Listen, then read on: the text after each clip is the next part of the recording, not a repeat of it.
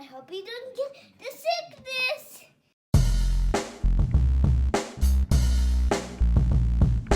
My boy Kurt is a stay-at-home dad, watching Disney movies he never had. His daughter digs through all the VHS, crushing the classics in a princess dress. Informed like Scuttle, Kurt's got your ticket, making it real like Jiminy Cricket.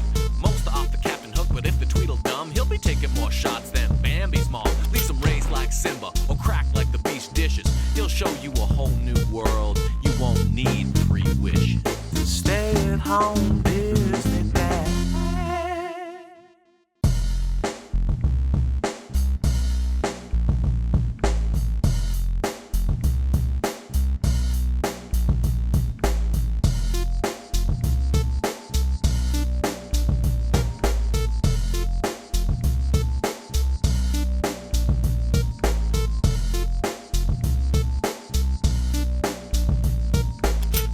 Apparently I saw this in the theater when I was like 4 years old, and I was a stupid 4-year-old, and it was like Easter.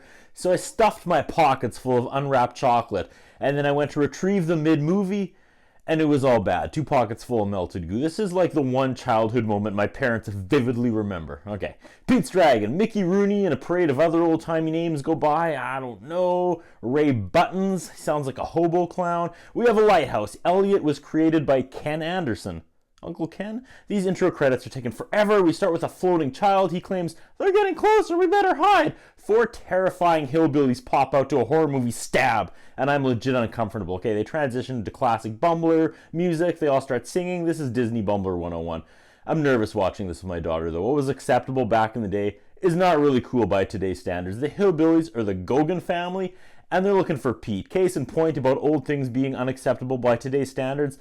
The first song is about how they're gonna f*** this kid up.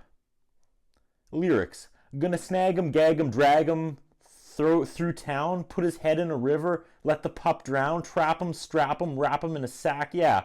Tie him screaming to a railroad track. Verse 2, gonna paw him, claw him, saw him in half. When he cries out for mercy, we'll just laugh. Beat him, heat him, eat him for dessert, yeah. Roast him gently so the flames won't hurt. Want more? 'Cause there's more. We're gonna string him from a tree. In these hills, we're going to string him like a bee. In these hills, we're going to spill him on his head. In these hills, we're going to fill him full of lead. In these hills. Why isn't this song on every Disney compilation, right? Like all the CDs. This is the perfect bridge between A Whole New World and Under the Sea. The invisible creature knocks out one of the Gogans and he knocks him into the mud. The hiding child begs the invisible monster not to swing his invisible tail, but the invisible dragon sends the second Gogan spinning head over heels and he lands upside down on his head. One hillbilly asks why they don't just get another orphan. Ma Gogan says, because we don't have another $50. So this hillbilly family owns Pete. Pete was an orphan and ended up with these abusers who bought him for $50 and sing songs about torturing him. Pete's Dragon, everyone. We have another rescuers on our hand, do we not? They put a child in a bucket and they lower her into a hole in the ground. Disney once again, showing us this is what happens to orphans. I swear, this plants seeds in your childhood that you can never shake. The dragon shows himself, he's animated and interacting with Pete, and they sync really well. Hats off to the Disney team for pulling this off in 1977. They eat apples, the dragon cooks one. Oh yeah, his name is Elliot. Pete and Elliot sing a duet. Well, Elliot mumbles while Pete tries to hit the notes. He doesn't, but he tries. This is good stuff. Animated Elliot is dancing with real Pete on his back again. Great stuff. He carries Pete around by his tail. Awesome. Elliot makes himself invisible. Sweet animation. There's invisible destruction behind Pete as he walks through the town. I mean, behind him, fences collapse and giant dragon footprints appear in the wet sand. I don't know why I convinced myself these old live-action Disney movies would be painful to sit through. This is really good stuff. He runs into a teacher who scolds him for not being in class. He said he doesn't go to school. She scolds him again. Invisible Elliot hooks her skirt on a nail, and as she walks away, it tears her dress off. Like she's wearing a long jacket, but her skirt or dress rips off from underneath. This is 1977. In this context, even though you can't see it, just knowing her she's down to her underwear under that jacket feels like I'm watching Sharon Stone's interrogation scene in Basic Instinct. They finally manage to knock over the man carrying like 36 dozen eggs. Everyone in the town hates Pete. Everyone except the town drunk, who figures it out and yells, "Dragon!" to the rest of the bar. Okay, now he's sober and he breaks into song. I mean, I guess I'd probably sober up pretty quickly if I saw a real dragon. But now we get the first appearance of the lead female character who asks where her drunk dad is, and they all point to him in the corner. Then what you expect doesn't happen. Instead, she enters the bar and breaks into song as well, and then dances on the tables for everyone as you do, but like in a family-friendly Disney dancing on tables kind of way. But this is 100% what a Disney Gentleman's Club or whatever they're called in 2020 would look like. Good, clean fun.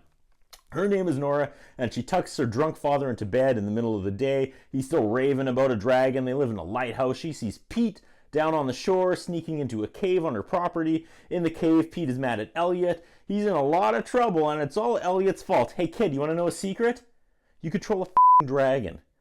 Why do you keep this charade up? Like, go back to that teacher that belittled you, tell Elliot to roast her alive, make her bones into a crown and a throne, and sit in the middle of the town. You now run it. If anyone steps to you, it's stompy, stompy, roasty, roasty. You got something to say, Eggman? Yeah, I didn't think so. Now I'm going to sit here and watch you drink all 38 dozen raw eggs, bitch. Sorry. Pete's dragons made me all angsty. I'm ready to fight today. Nora goes into the cave and meets Pete. She's trying to be his friend. She brings the kid inside the lighthouse and feeds him soup. She claims she's married to the lighthouse. She has a picture of Paul on the wall. Yes, you've heard of Elf on the Shelf, but have you heard of Paul on the wall? Paul on the wall went out to sea and never came back, you see. Okay, this is a lot to toss at a kid. Pete sings a song describing his invisible dragon friend. She puts him to bed, and drunk dad pops up and sees Pete. That's the boy with the dragon. Is he drunk or clinically insane? I can't even tell anymore. Pete's like, that's just Elliot. And he's like, it has a name. This guy is just wonderfully overacting all over the place. We transition to a traveling salesman / magician coming through the city. And it's all against a green screen, and his giant ramshackle vehicle somehow knocks everyone into the wet cement as it goes by. There's so much wet cement in this town. He tries to start his hustle, and some lady yells, go back to where you came from! Jail! And that's pretty funny. He says, an enthusiastic crowd. Also funny. Not quite sure what he's selling or doing yet, but he breaks into a song. I think he's like a snake oil salesman. One lady says she took his medicine, and now she's a blob. He says, madam, now there's just more of you to love. I actually think the monorail episode of The Simpsons is paying homage to this. Okay, he's a quack doctor. Some lady from the back of the crowd pushes through and gets on stage. She's apparently dead. No, that was a spell check error. She's apparently deaf. He puts a smoking pipe in her ear, and then he pours some of his medicine into the pipe, which goes into her ear. Gross. Anyway, she's magically healed, and she can hear. Another guy on crutches comes up, and he needs a miracle, and the doctor's like a TV evangelist, and he wants the miracle. He makes the cripple drink, and then he tosses his crutches, and he dances, and just like that, there's a fistful of dollars in the doctor's face. He sells dozens and dozens of this medicine to the crowd. It's going well until the song builds to an end where he has to name the town, and he can't remember the name of the town. And it's really funny as he stumbles over and over. The song won't end until he finally guesses the town's name. And then when he does, everyone cheers. I like everything about this. Back at the lighthouse, Pete wants to bring Elliot a picture of Paul on the wall and figures Elliot can start looking for him. Heartbroken Nora climbs to the top of the lighthouse at night and sings a love ballad in front of the giant rotating light. And wow, for real? Wow. Why isn't this on every Disney montage? Seriously, I know I say it a lot, but this is incredible. I have like a Celine Dion, my heart will go on vibe right now. There's one super long continuous shot that starts out wide and slowly zooms into her face while she sings. It's probably like 3 or 4 minutes long, but the rotating light behind her keeps the shot interesting for the whole 4 minutes. Then it rack focuses to end, and seriously, clap for that segment. Back in the cave, Elliot is pointing his behind at the fire. I have questions, but Pete enters in his snazzy new outfit. He shows Elliot a picture of Paul on the wall. Fun exchange as the picture goes from real to animated and back and forth as Pete and Elliot hand it back. That's a fun detail. In the bar, the doctor is selling more snake oil. Sorry, pause. I need to describe this guy. Top hat, handlebar mustache, black cloak, looks like a cross between Dracula and the devil. The drunk bumps into him, and here we go. Time to accidentally offer up the dragon. The drunk asks, do you know about dragons? The fake doctor replies, of course, I do. I see them in all the big cities, going down the streets in their funny little walk and their bright colors, fluttering. What? Was that a drag joke in 1977's Pete's Dragon? The drunk is talking about real dragons with real wings. The doctor dismisses it because he has a date with a young lady who is, quote, quite interested in a nursing career. Was that a drag joke followed by a sex joke in Pete's Dragon? Pete's Dragon, everyone. The doctor leaves, but he has this, like, henchman who's interested and wants to see the dragon. So the drunk and the stooge or henchman head to the cave. The drunk is describing Elliot, and poor Elliot is following behind, listening to them, and hearing all the horrible things the drunk says about him. The gag is that Elliot is also terrified because he doesn't realize the drunk is talking about him, so he's just as scared. We get the big reveal where they're all scared of each other, terrified. The stooge offers Elliot some of his flask. Elliot sniffs it, likes what he smells, drinks the whole thing, then burps fire as they run out of the cave. Next scene, the fishermen are all sad because there's no fish. Some fisherman yells at Elliot, "There's no room for a dragon," and then Nora says, "And no room for you," she replies. Or no, "and no room for you." And she replies, "Well, if there's room for a chowderhead like you, there's room for a dragon." Old-timey snap. Nora breaks into a song about imaginary dragons as the school kids follow her around. One little girl extra is overacting her heart out, and I love it. The kids are so inspired by the song, they all line up and spontaneously dance. She gets on a swing and Pete pushes her, and then he says, "Elliot!" And they do a neat camera trick where they make it look like she was suddenly pushed very hard by something invisible.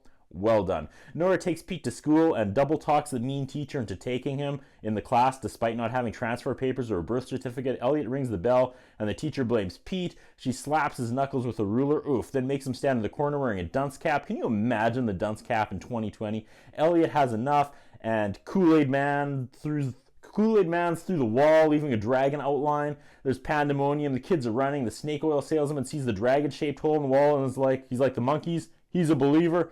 He and the drunk sing about money and selling the dragon by the pound. There's something about a good cape that just completes the antagonist look. Snake oil salesman and the drunk. Okay, the main bad guy's name is Dr. Terminus. That's amazing. He starts a speech about Pete selling him the dragon. He offers him $5. Pete says he can't sell the dragon. Nora says he's not for sale. The doc says he will even throw in a mystery bottle that will bring puberty 2 years earlier. Pete points out where the dragon is. He can't see it. Well, that's because he's invisible. And they all laugh, and the doctor and his bumbling sidekick, they're idiots. Next scene. They're painting the lighthouse, and you can tell these actors have never painted ever in their lives.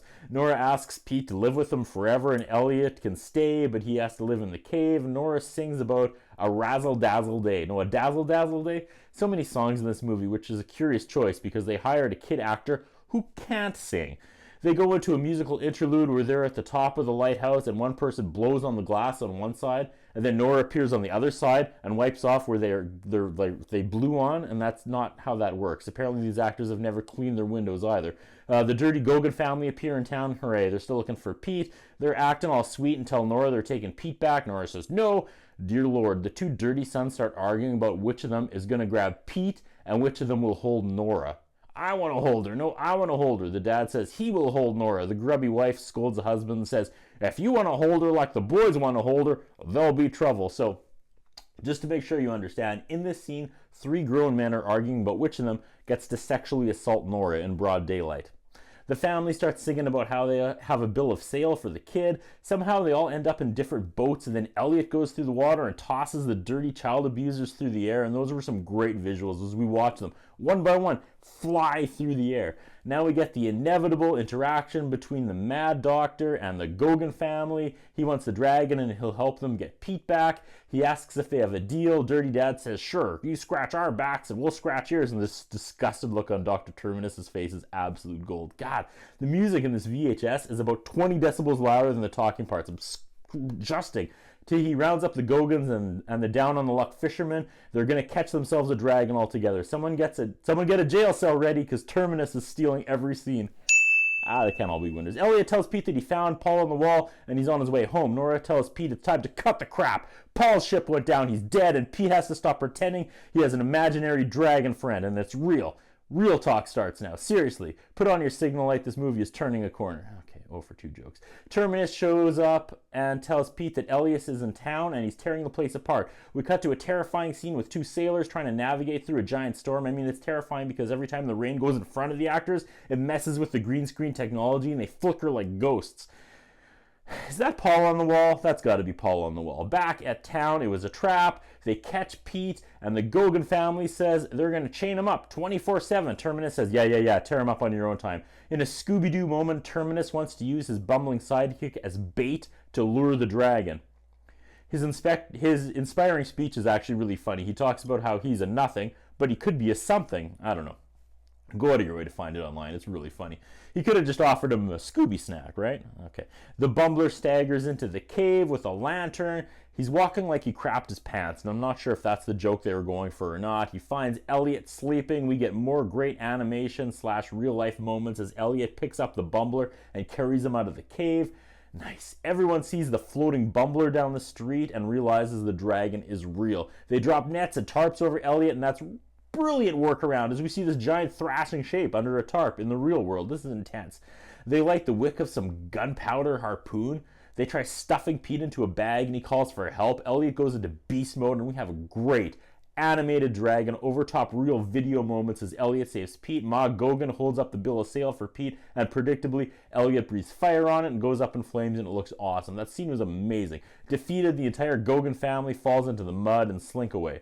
As Elliot rolls around in laughter, Terminus sneaks up with his harpoon gun. That's one long wick. Just as it's about to go off, his number 2 guy points down. The harpoon rope is wrapped around Terminus's foot, and his overacting actually works here as he looks up and down before finally the harpoon fires. He soars through the air, being tugged by the rope in a scene that is equal parts stupid and yet so satisfying. The harpoon sticks in the telephone pole, and he dangles upside down like Heath Ledger at the end of The Dark Knight. For real. Want me to say it? I'll say it. The Dark Knight was influenced by Pete's Dragon. Next, the storm knocks down a different telephone pole and it's about to crush the school, but Elliot catches it. A real dragon, and he saved us. Paul on the wall's ship is still in trouble. It's heading for the reef. The storm is too rough and they can't find the lighthouse. Elliot, with Pete on his back, fly up against the storm. They make it to the top of the lighthouse. I know it's coming. And it's going to be awesome. Okay, they want Elliot to light the lighthouse, but he's tired and exhausted. Nora finally sees him and is like, he's a real dragon. Can he light the wick? I mean, that was a pretty quick acceptance of all his lunacy. Elliot is all, I think I can, and he does it. Paul on the wall sees the lighthouse and steers the boat towards it. Nora says she could give Elliot a great big kiss. This is like a romantic moment as Nora kisses Elliot, and Elliot gets excited and disappears with this weird popping noise. Oh, I won't. Okay. There's Paul on the wall. Now Nora mouth kisses her brother Paul. It's her brother, right? In the next scene, the fishermen are catching fish again. The town is happy. Paul on the wall and Nora's dad and Pete all skip away together singing about it being a razzle-dazzle day. It ends as it began with Pete and Elliot in the forest. And like Frosty the Snowman, Elliot tells Pete he has to go. When will you be back? You won't be back. Oh, there's another kid in trouble. So you mean to tell me Elliot is like the guy in Quantum Leap? Unlimited stories and situations of him going around saving other kids, and this is the movie they don't make a sequel to. Are you kidding me? This writes itself. This could have been a weekly show for like 10 seasons. Is this New Year's Eve in Times Square? Because Disney dropped a giant ball. Got one. Great drone-looking shot to end the movie. We pull back and swirl up around the lighthouse. It's even more impressive knowing that they obviously didn't use a drone back in 1977. There's some Teamster camera guy hanging out of the helicopter to get that shot. That was Pete's Dragon. I loved it. Now where did I put my chocolate? Oh no, not again. It's in my pockets. That's what I think about. What do you think? What we have is a concern about Curtis Anderson. His interviewing style is not the best. His personal appearance is not the best.